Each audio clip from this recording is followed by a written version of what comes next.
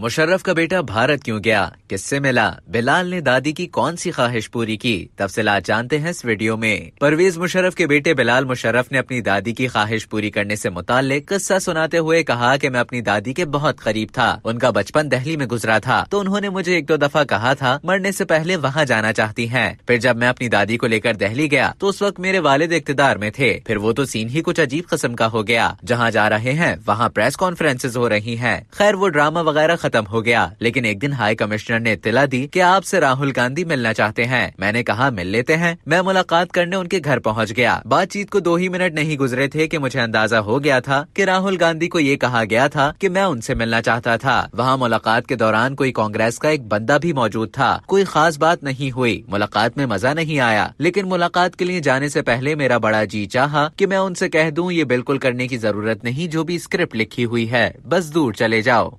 अब तक के लिए इतना ही। मजीद खबरों और न्यूज अपडेट्स के लिए डेली जंग के YouTube चैनल को सब्सक्राइब करें और Facebook के पेज को लाइक करना ना भूलें।